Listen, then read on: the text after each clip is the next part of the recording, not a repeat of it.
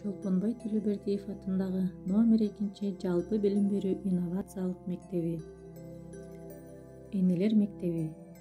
Саламатсыңарбы кымбаттуу энелер, апалар.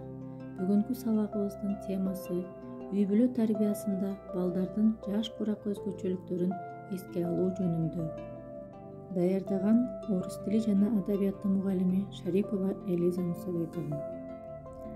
Ата-энелер балдарын дени таза, билимге ынтызар, адамгерчиликтүү инсан кылып өстүрүүсү үчүн алардын жаш курак өзгөчөлүктөрүн, психологиялык, физиологиялык өсүү закон ченемдүүлүктөрүн билүүсү, аны тарбия процессинде эске алып пайдалануусу өтө зарыл. Өспүрүм курак 11-15 жаш. Бул курак баланын чоңдор катарына өтүү курагы. Бул курактын аты да өсүү, чоңоюу, жетилүү, алдыга жылуу дегенди билдирет. Субъективдүү өспүрүм өзүн чоң кишидей эсептейт, бирок ал азырынча өспүрүм. Чоңдор да аларга ошондой мамиле жасашат.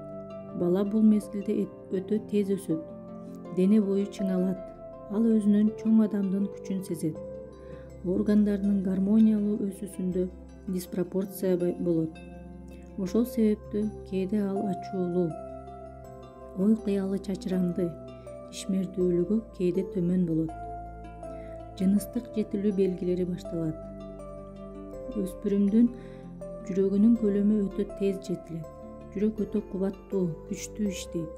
Кан тамырдын диаметринин өсүүсү жүрөктүн өсүүсүнөн кескин түрдө артта калат. Мындай абал кандын эркин айлануусуна тоскоолдук кылат.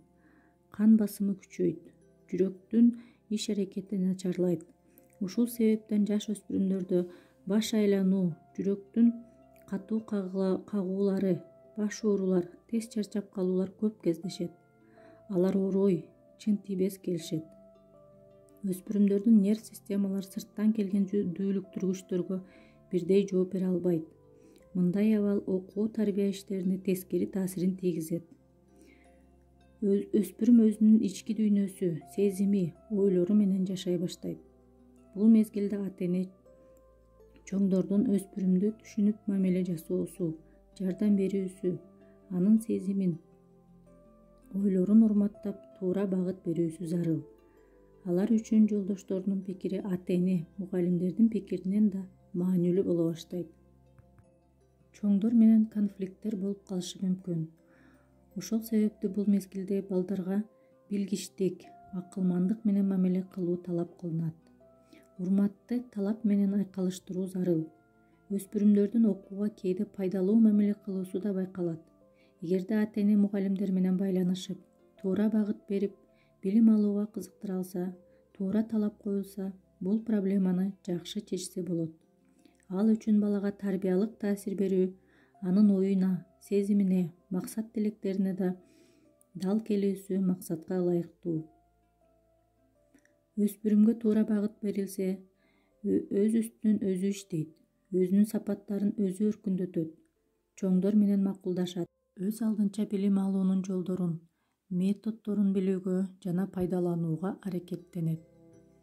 Алардын илимий, көркөм, эстетикалык кызыгуулары пайда боло баштайт. Ата-энелердин милдети өспүрүм кездин мына ушул артыкчылыктарын билгичтик менен пайдалана билүүсүндө, анын кызыгуусун, аракетин, дараметин жолдор, ыкмалар аркылуу бекемдеп өстүрүүдө болуп саналат. Аларды төрдүү ийримдерге, спорттук машыгууларга, үй иштеринде жардамга тартуу пайдалуу. Өспүрүмдөр көз карашты, иш аракетти түшүндүрбөй, анын ой пикирин эске албай, чоочун ойлордун таңуулашын жактырышпайт жана чоңдор менен мындай учурда конфликтке баруусу мүмкүн. Көңүл бурганыңыздарга чоң рахмат.